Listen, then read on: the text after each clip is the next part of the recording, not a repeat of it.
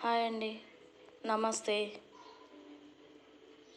My name is Pushpa, lecturer in political science, GDC women Wanaparthy. మనం ఈరోజు చెప్పుకోపోయే topic ఏంటంటే మనువు రాజనీతి భావాలు.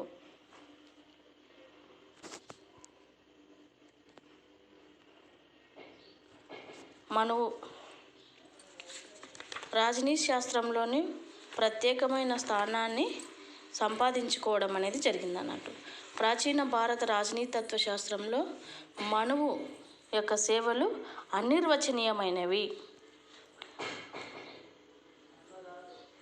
మనువు రచించిన గ్రంథం మనుస్మృతి. దీని యొక్క ప్రాధాన్యత చాలా కీలకమైనది రాజనీతి శాస్త్రంలో.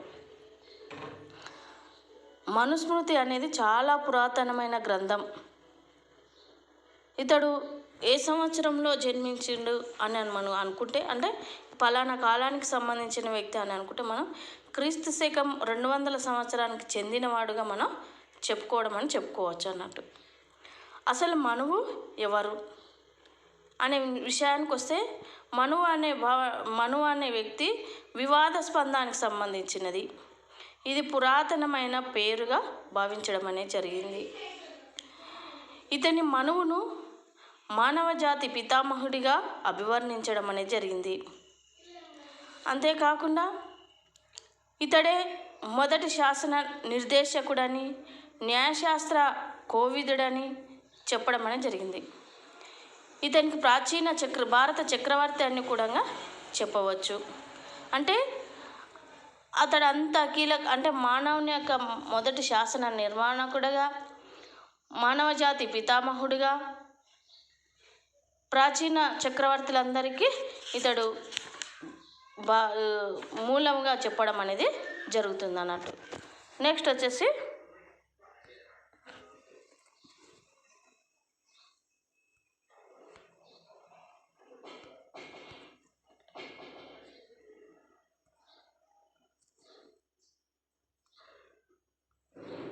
రాజ్య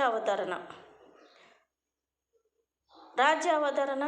రాజ్యం ఏర్పడక ముందున్న వ్యవస్థను మనం ఏమంటామంటే ప్రాకృతిక వ్యవస్థ అంటాం. రాజ్యానికి ముందున్న వ్యవస్థను ప్రాకృతిక వ్యవస్థ అంటాం. ఆనాటి కాలంలో ఈ ప్రాకృతిక వ్యవస్థలో మనువు రాజ్యావతరణ ప్రకారం ఏ విధంగా ఉండేదంటే, చాలా దయనీయమైన పరిస్థితిలో ఉండేది. ప్రజలు చాలా ఇబ్బందికరంగా ఉండడం అనేది జరిగిందన్నట్టు. అప్పుడు ఆనాటి కాలంలో రాజ్యంలోని మృగన్యాయం, ఆటవిక న్యాయము ఉండడం అనేది జరిగిందన్నట్టు. మృగన్యాయము, ఆటవిక న్యాయం ఉండడం అనేది జరిగిందన్నట్టు. ఇలాంటి పరిస్థితుల నుంచి ఇలాంటి దయనీయమైన పరిస్థితి నుంచి ప్రజలు రక్షణ పొందడం కోసం ప్రజలందరూ కలిసి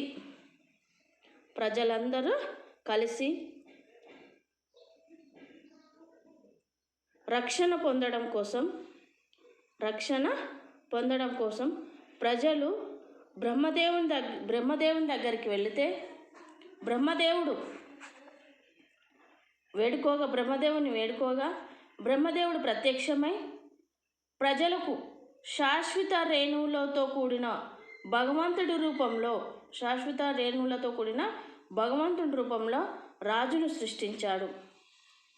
అంటే అష్టదిక్పాలకుని సృష్టించటం అనేది జరిగిందన్నట్టు.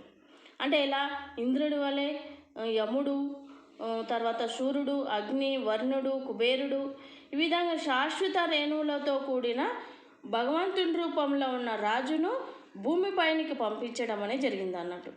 పంపించడం వల్ల ఈ విధముగా అంటే ప్రజలందరూ అతనికి విధేయులై ఉండాలి. కాబట్టి దీన్ని మనం ఏమంటామంటే దైవదత్తాధికార సిద్ధాంతం అని అంటాం. దైవదత్తాధికార సిద్ధాంతం అనడం జరిగింది. సేమ్ ఇదే విధముగా మనకు హాబ్స్ కూడా చెప్తాడు. ప్రాకృతిక వ్యవస్థలు అంటే మనకు మనువు ఉన్న ప్రాకృతిక వ్యవస్థను మనకు హాబ్స్ అనే వ్యక్తి కూడా, రాజనీతివేత్త కూడా మనకు చెప్పడం అనేది జరుగుతుంది. అతడు ఏ గ్రంథంలో అంటే లివియథాన్ అనే గ్రంథంలో కూడా ప్రాకృతిక వ్యవస్థలో చాలా దయనీయమైన పరిస్థితి చోటు చేసుకోవడం అని జరిగింది. ఆటవిక న్యాయం, మృగ న్యాయము, మత్స్య న్యాయము అమలులో ఉండేది ఆనాటి కాలంలో. అంటే ఆనాటి కాలంలో మనకు హాబ్స్ కూడా మనకు ఈ విధంగా చెప్పడం అనేది జరిగింది అన్నట్టు. ఇది మనకు ఈ విధంగా భగవంతుని ప్రకారము రాజ్య ఆవిర్భావము జరిగిందని మనకు చెప్పటం అనేది జరుగుతుంది. దీంట్లో మనం చూసుకున్నట్లయితే మనకు అంగాలు చూసుకున్నట్లయితే మనువు ప్రకారము రాజు, మంత్రి, రాజధాని, జనపద, ధాన్యాగారము, సైన్యము, మిత్ర అనే ఈ 7 అంగాలు మనకు ఉండడం అనేది జరుగుతుంది. దీన్ని మనం ఏమంటామంటే సప్తాంగం అని పిలవడం అనేది జరుగుతుంది. నెక్స్ట్ వచ్చేసి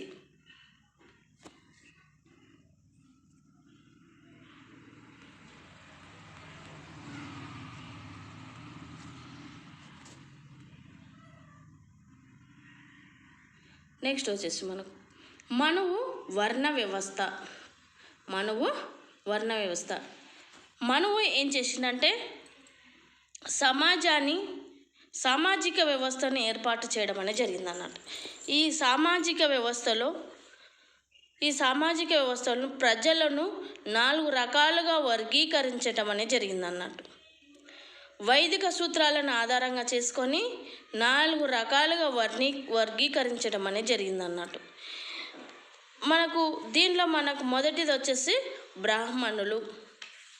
వీళ్ళ యొక్క విధి ఏంటంటే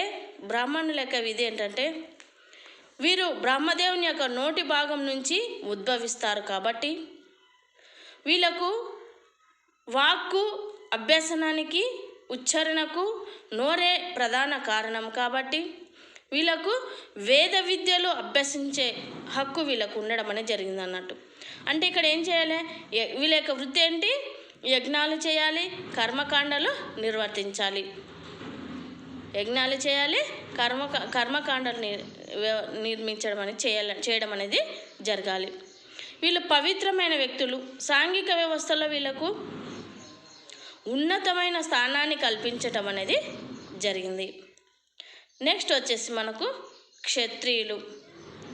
వీరు బ్రహ్మదేవుని యొక్క భుజాల నుంచి ఉద్భవించడం అనేది జరిగింది. భుజాలు అనేటివి బలానికి, శక్తికి సూచించడం అనేది జరిగింది. అంటే మంచి దేహదారుఢ్యం కలిగి ఉండి, మంచి పాలనా దక్షత కలిగి ఉండడం అనేది జరుగుతుంది. కాబట్టి వీళ్ళను పాలకులుగా నిర్ధారించడం అనేది జరిగింది అన్నట్టు. వీళ్ళు పరిపాలన కొనసాగించాలి, రాజ్యంలోని శాంతి భద్రతలను పరిరక్షించడం అనేది జరగాలి. అంటే వీళ్ళు సైనికులుగా ఉండాలి, పాలకులుగా ఉండాలని సూచించడం అనేది జరిగింది అన్నట్టు. ఇక్కడ బ్రాహ్మణులకు క్షత్రియులకు మధ్య సఖ్యత ఉండడం అనేది జరిగింది అన్నట్టు. బ్రాహ్మణులకు క్షత్రియులకు మధ్య మంచి సఖ్యత ఉండడం అనేది జరిగింది అన్నట్టు. అవసరమైనప్పుడు వర్ణ వ్యవస్థను పటిష్టం చేయడం కోసము ఈ క్షత్రియ వ్యవస్థ చాలా కీలకమైన పాత్ర ఉండడం అనేది జరిగింది. నెక్స్ట్ వచ్చేసి వైశ్యులు. వీళ్ళు బ్రహ్మదేవుని యొక్క తొడభాగంలో ఉద్భవించారు. వీరు సమాజ పరిరక్షణకు వీళ్ళ యొక్క కర్తవ్యం. వీళ్ళు నిర్వర్తించవలసిన వృత్తి ఏంటంటే వర్తకాలు చేయడం, వ్యాపారాలు చేయడం, సమాజంలోని ప్రజల యొక్క బాగోగులను చూసుకోవటం అనేది జరగాలి. అంటే వీళ్ళు ఏం చేయాలి? వర్తక వ్యాపారాలు చేయాలి, వాణిజ్యము చేయాలి, అంతేకాకుండా వీళ్ళు వ్యవసాయము చేయాలి. వీళ్ళ యొక్క ముఖ్య వృత్తి ఏంటంటే వ్యవసాయము నిర్వర్తించడం అనేది జరగాలి. అంతేకాకుండా వీరు పై వర్గాల వారు ఎవరైతే ఉంటారో వాళ్ళకు విధేయులుగా ఉండడం అనేది జరగాలి. లాస్ట్ వచ్చేసి మనకు శూద్రులు. వీళ్ళు 4వ స్థానం. వీళ్ళు బ్రహ్మదేవుని యొక్క పాదాల నుంచి పుట్టడం అనేది జరిగింది. కాబట్టి పాదాలు అనేటి శరీరాన్ని అంతటిని మోసే భాగము. వీరికి చాలా చివరి భాగం అన్నట్టు. వీరు వేద విద్యలు వీళ్ళు నేర్చుకోకూడదు. ఎవరైతే వేద విద్యలు పవిత్రమైన న్యాయాన్ని బోధించినట్లయితే ఆ శూద్రుడు సర్వనాశనం అవుతాడని, వాళ్ళు నరకానికి పోతారని మనువు పేర్కొనటం అనేది జరిగిందన్నాడు. ఈ నాలుగో వర్గాన్ని ఏం చేసిందంటే చాలా పాతాళంలోకి నొక్కి పడేయడం అనేది జరిగింది అన్నట్టు. వీరు ఈ శూద్రులు మిగతా 3 వర్గాల వారికి శారీరక శ్రమ చేసి పెట్టడం అనేది జరగాలి అని చెప్పి మనకు మనువు సూచించడం అనేది జరిగింది. నెక్స్ట్ వచ్చేసి రాచరికం చూసుకున్నట్లయితే మనం ఇందాక చెప్పుకున్నట్లు అంటే ఇక్కడ రాజు ఏం చేస్తుంటాడు, రాజు అన్ని రకాల భగవంతుడి అంటే భగవంతుని ప్రకారము భగవంతుని యొక్క ప్రతినిధి కాబట్టి భగవంతుని ప్రకారము రాజ్య పరిరక్షణ చేయాలి. నెక్స్ట్ వచ్చేసి మనకు రాజు యొక్క గుణగణాలు చూసుకున్నట్లయితే వృద్ధులను వేద పండితులను విధిగా గౌరవించాలి. వృద్ధులను గౌరవించడమే కాకుండా రాక్షసులను కూడా గౌరవించాలి. రాజుకు సౌమ్యత ఉండాలి. సౌమ్యుడి వినాశనాన్ని పొందజాలడు అంటే రాజుకు సౌమ్యత ఉండడం అనేది జరగాలి.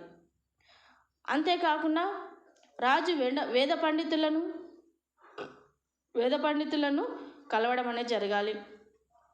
అన్ని రకాల శాస్త్రాలను అధ్యయనం చేయాలి. తర్కము విజ్ఞానము అన్ని శాస్త్రాలను అభ్యసించడం అనేది జరగాలి. వీటితో పాటు వర్తక వాణిజ్యాల వృత్తుల్లో కూడా ఇతడు అభ్యసించటం అనేది జరగాలి. రాజు రాత్రింబవళ్ళు తన యొక్క పంచేంద్రియాలు పనిచేసే విధంగా ఉండాలి. పంచేంద్రియాలను జయించే విధంగా ఉండాలి అని చెప్పి మనకు మనువు సూచించటం అనేది జరిగింది అన్నట్టు. ఇక్కడ రాజు చేయకూడని పనులు వేటాడడం చేయకూడదు. అంటే నిరంతర వేటాడడం ఏమవుతుందంటే రాజ్య వినాశనానికి కారణమవుతుంది. ఇక్కడ ఏంటివేంటివి చేయకూడదు, వేటాడడం, జూదం, పగటి నిద్ర, ఇంద్రియ సుఖాలు, స్త్రీలోలత్వం, మద్యపానం, నిరంతర నాట్యం, గానం, సంగీతం ఇవన్నీ కనుక ఇలాంటి వ్యసనాలు కనుక ఉన్నట్లయితే రాజ్యం యొక్క వినాశనము జరగడం అనేది జరుగుతుంది. కాబట్టి ఇలాంటి వ్యసనాలు ఉండకుండా చూసుకోవాల్సిన ఇదిగా ఉండాలని చెప్పి మనువు సూచించటం అనేది జరిగింది. అంటే ఇలాంటి వ్యసనాలు అంటే నిరంతర వేటాడడం, నిరంతర జూదం, ఇంద్రియ సుఖాలంటే చూసుకోవడం, స్త్రీలోలత్వం అంటే స్త్రీలోలత్వం ఉంటే కూడా ఇక్కడ రాజ్య వినాశనం జరుగుతుంది. నిరంతర మద్యం సేవిస్తే ఊకంగా రాజ్య వినాశనం జరుగుతుంది. నిరంతర నాట్యం ఇవన్నీ చెడు వ్యసనాలుగా మనకు మనువు సూచించటం అనేది జరిగింది. నెక్స్ట్ వచ్చేసి రాజు యొక్క విధులు చూసుకున్నట్లయితే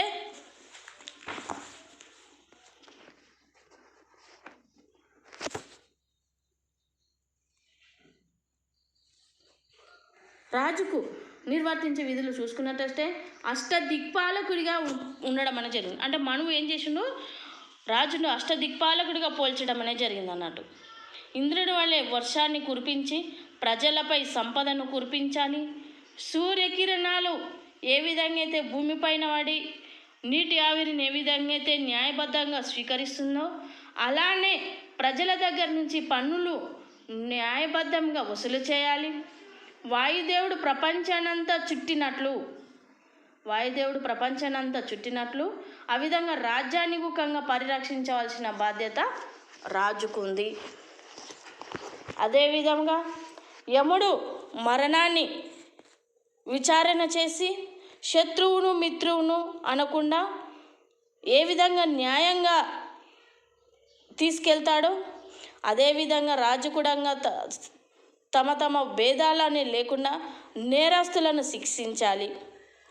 వరుణదేవునిలాగా చెడు మార్గంలో నడిచేవారిని సక్రమ మార్గంలో పెట్టాలి. చంద్రుడిలాగా రాజు సార్వభౌమాధికారాన్ని కాంతిని వెదజల్లాలి. అగ్నిదేవుడిలాగా చెడ్డ మంత్రులు ఎవరైతే ఉంటారో వాళ్ళను నాశనం చేయాలి. అదేవిధంగా భూదేవి సర్వ ప్రాణులను ఏ విధంగా అయితే రక్షిస్తుందో అదేవిధంగా ప్రజలందరినీ రక్షించవలసిన బాధ్యత రాజుకు ఉంది. అంటే ఈ విధంగా అంటే అష్టదిక్పాలకుడిగా పోల్చటం అనేది జరిగింది అన్నట్టు. ఆ విధంగా అంటే మనకి అష్టదిక్పాలకులు 8 ఏ విధంగా అయితే ఉండవో ఆ విధంగా ప్రజలను పరిరక్షించవలసిన బాధ్యత రాజుకు ఉందని మనకు సూచించటం అనేది జరిగింది అన్నట్టు. నెక్స్ట్ వచ్చేసి మనకు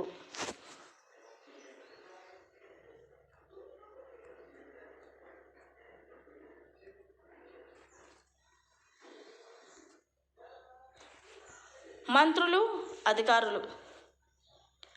మనువు ప్రభుత్వ విధులను నిర్వర్తించడానికి మంత్రులను, అధికారుల యొక్క ఆవశ్యకతను చాలా చక్కగా వివరించడం అనేది జరిగిందన్నట్టు. ధైర్య సాహసాలు, యుద్ధ వీరత్వాన్ని బట్టి 7 లేదా 8 మంది మంత్రులు నియమించుకోవాలని సలహా ఇచ్చాడు.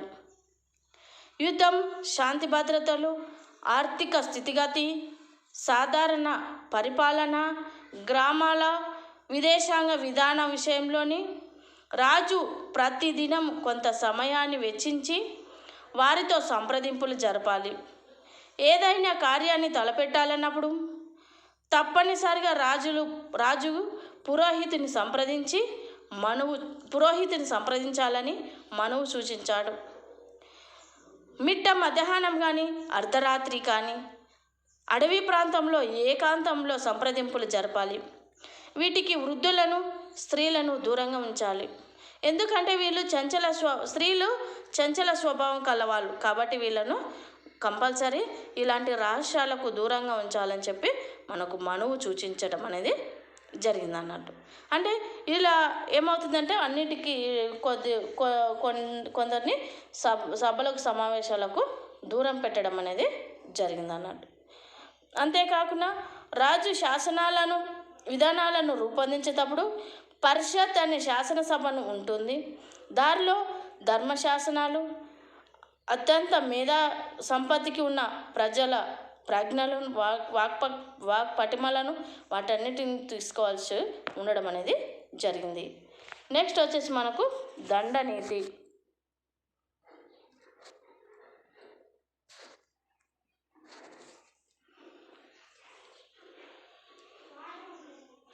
దండనీతి ప్రజలను పరిరక్షించే ఒక సాధనము, రాజుకు ఉపయోగించే ఒక సాధనము, ప్రజలను క్రమబద్ధం పెట్టే ఒక సాధనంగా ఇది ఉపయోగపడుతుంది. రాజుకు ఇది శిక్షను విధించే విధంగా ఒక సాధనంగా ఉపయోగపడడం అనేది జరుగుతుంది. ఇంతటితో సమాప్తం.